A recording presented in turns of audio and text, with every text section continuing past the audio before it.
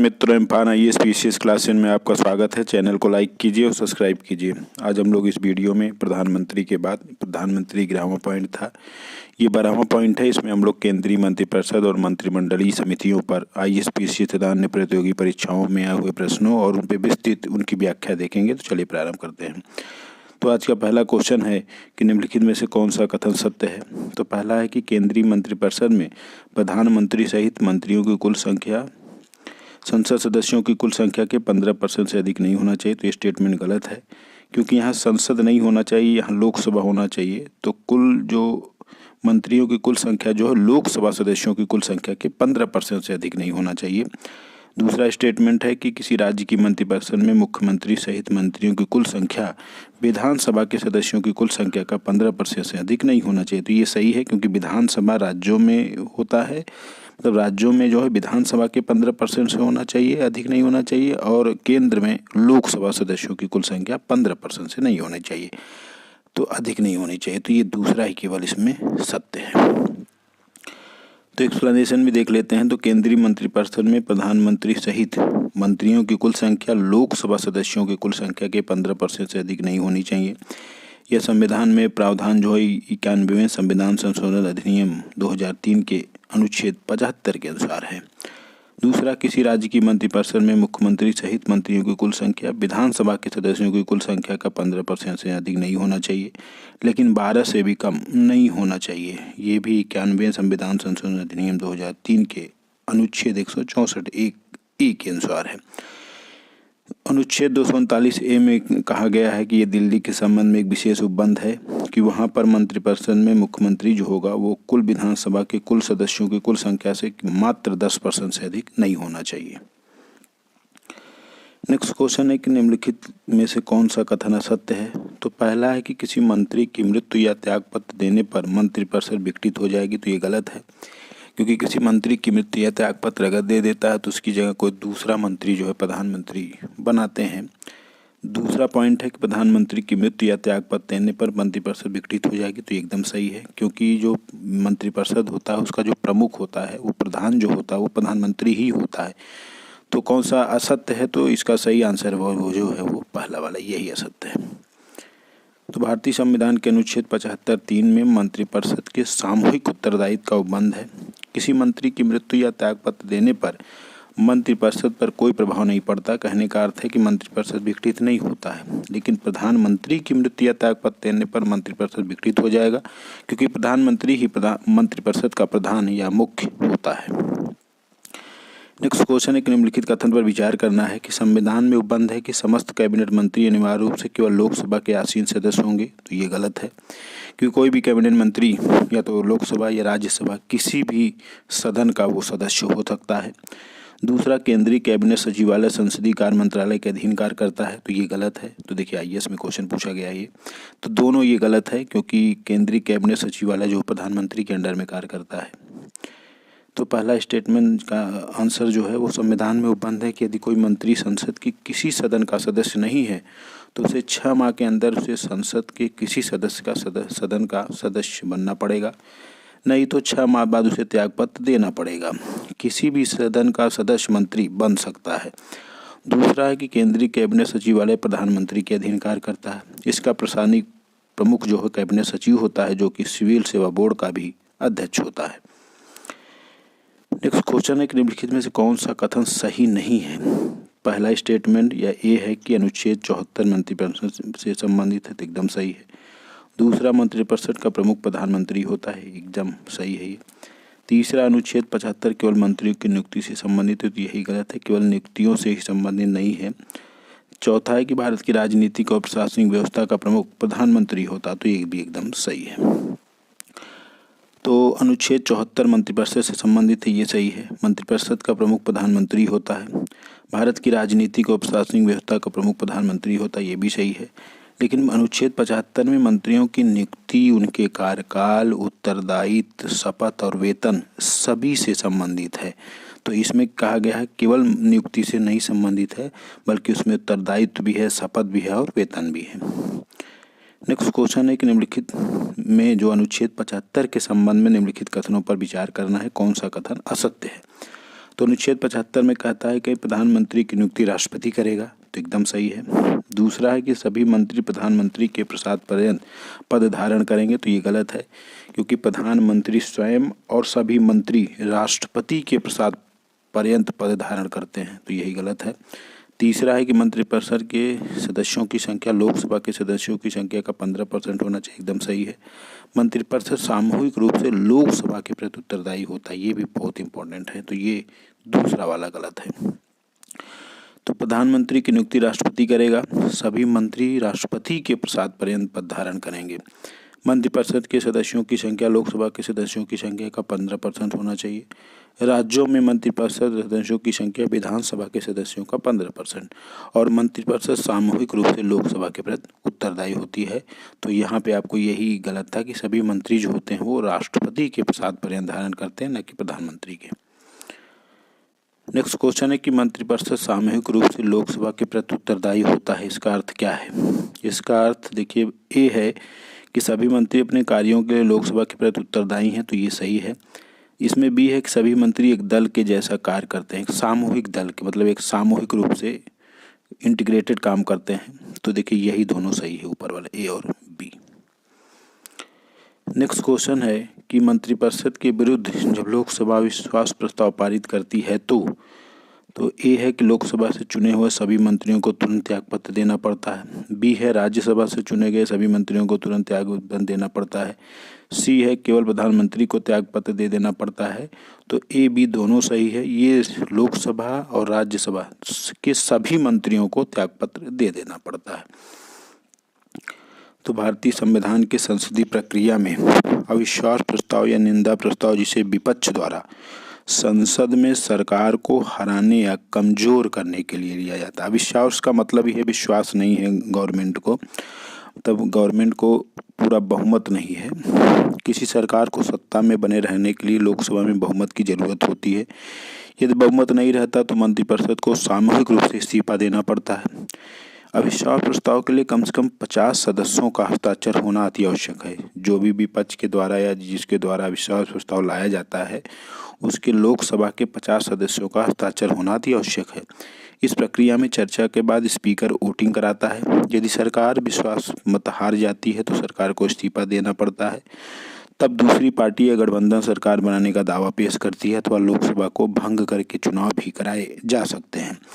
अविश्वास प्रस्ताव केवल लोकसभा में लाए जा सकते हैं, बहुत इंपॉर्टेंट ये सभी क्वेश्चन है, क्योंकि मंत्रिपरिषद सामूहिक रूप से लोकसभा के प्रति उत्तरदायी होती है। नेक्स्ट क्वेश्चन है कि अनुच्छेद 74 के संबंध में निम्नलिखित कथन पर विचार करना है, जिसमें बताना है कौन सा सत्य है। पहला है कि राष्ट्रपति को सलाह और सहायता देने के लिए एक मंत्रिपरिषद होगी, जिसका प्रमुख प्रधानमंत्री होगा, एकदम सही है। दूसरा, राष्ट्रपति मंत्रिपरिषद की सलाह पर ही कार्य करेगा, परंतु राष्ट्रपति मंत्रिमंडल से उसकी सलाह पर पुनर्विचार के लिए कह सकता है। और तीसरा, यदि पुनर्विचार के बाद अगर मंत्रिमंडल जो है या मंत्रिपरिषद जो है पुनर्विचार के बाद दी गई सलाह अगर वापस, मतलब वो पुनः विचार के लिए जो राष्ट्रपति ने उनको दिया है, अगर वो पुनः उसे वापस राष्ट्रपति को वापस कर देती है तो राष्ट्रपति को उस पर कार्य करना ही पड़ेगा। तो इसमें तीनों स्टेटमेंट सही है।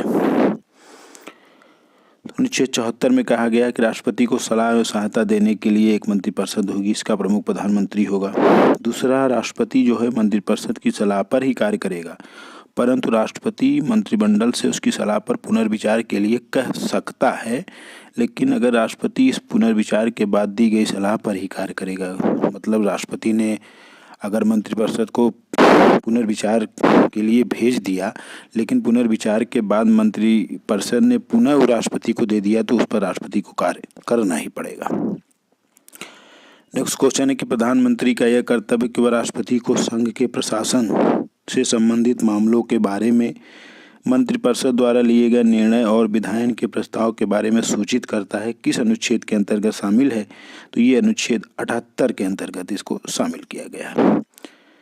तो देखिए, शासन से संबंधित सभी मामलों के बारे में मंत्रिपरिषद द्वारा लिए गए निर्णय और विधायन के प्रस्ताव के बारे में सूचित करना, ये जो है ये अनुच्छेद 75 में ये प्रधानमंत्री का कार्य है। दूसरा, प्रधानमंत्री संघ के प्रशासन से संबंधित मामलों तथा प्रस्तावित विधायन के बारे में राष्ट्रपति द्वारा मांगी गई सूचना को भी प्रेषित करते हैं।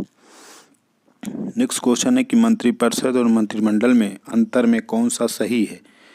मंत्रिपरिषद, पहला पॉइंट है कि मंत्रिपरिषद बड़ा निकाय है जिसमें 60 से 70 मंत्री होते हैं, जबकि मंत्रिमंडल लघु निकाय है जिसमें केवल मात्र 15 से 20 मंत्री होते हैं। दूसरा, जो मंत्रिपरिषद होता है उसमें 3 प्रकार के मंत्री होते हैं, कैबिनेट मंत्री, राज्य मंत्री और उप मंत्री से मिलकर बना होता है, जबकि मंत्रिमंडल में केवल कैबिनेट मंत्री होते हैं जो कि मंत्रिपरिषद का भाग है। तो इसमें देखिए दोनों उपरोक्त सही है, 1-2। तो मंत्रिपरिषद और मंत्रिमंडल में क्या अंतर है। तो मंत्रिपरिषद बड़ा निकाय है जिसमें 60 से 70 मंत्री होते हैं, जबकि मंत्रिमंडल लघु निकाय है जिसमें 15 से 20 मंत्री होते हैं। मंत्रिपरिषद जो है कैबिनेट मंत्री, राज्य मंत्री और उप मंत्री से मिलकर बना होता है, जबकि मंत्रिमंडल में केवल कैबिनेट मंत्री होते हैं जो कि मंत्रिपरिषद का भाग है। तीसरा है कि इसमें जो मंत्रिपरिषद है इसको जो शक्तियां प्राप्त है लेकिन वह कागजों तक ही सीमित है, लेकिन परंतु मंत्रिमंडल को वास्तविक रूप से मंत्रिपरिषद की शक्तियों का प्रयोग करती है और उसके लिए कार्य भी करती है। नेक्स्ट क्वेश्चन है कि मंत्रिमंडल या कैबिनेट के संबंध में निम्नलिखित में से कौन सा कथन सत्य है। तो पहला है कि यह मंत्रिपरिषद की तुलना में एक छोटा निकाय है, तो सही स्टेटमेंट है एकदम। दूसरा है कि इसके कार्य और शक्तियाँ संविधान में परिभाषित है, तो ये गलत है, इसका संविधान में उल्लेख नहीं है कैबिनेट का, मंत्रिमंडल का। तीसरा है कि राष्ट्रपति के लिए एक सलाहकारी निकाय है जिसकी सलाह मानने के राष्ट्रपति बाध्यकारी होता, तो एकदम सही है। तो 1-2, केवल 1 और 3 ही सही है, आंसर 1-3। तो मंत्रिमंडल 15-20 मंत्रियों से मिलकर बना छोटा या लघु निकाय है, इसमें केवल कैबिनेट मंत्री होते हैं। यह नीतिगत निर्णय लेता है और मंत्रिपरिषद को निर्देश देता है जो उनके लिए बाध्यकारी होता है। इसे 44वें संविधान संशोधन के तहत अनुच्छेद 352 में स्थान दिया गया है, यह मूल संविधान में नहीं था। यह राष्ट्रपति के लिए एक सलाहकारी निकाय है जिसकी सलाह मानने के लिए राष्ट्रपति बाध्यकारी होता है। नेक्स्ट क्वेश्चन है कि मंत्रिमंडल के संदर्भ में निम्नलिखित कथन पर विचार कीजिए, कौन सा कथन सही है। तो पहला है कि भारत के संविधान में मंत्रिमंडल शब्द का उल्लेख नहीं किया गया, एकदम सही है। और दूसरा कि इसके निर्णय सभी मंत्रियों पर बाध्यकारी होते हैं। तो देखिए इसमें कौन सा कथन सही है कह रहा है। तो देखिए मंत्रिमंडल शब्द का उल्लेख नहीं किया गया है, तो ये सही है मंत्रिमंडल का, और इसके निर्णय सभी मंत्रियों पर बाध्यकारी होते हैं, तो ये भी सही है। तो देखिए ये पहला वाला स्टेटमेंट जो है वो गलत है, क्योंकि और इसमें कह रहा है कौन कथन सही है, तो दूसरा ही केवल सही है, पहला वाला नहीं सही।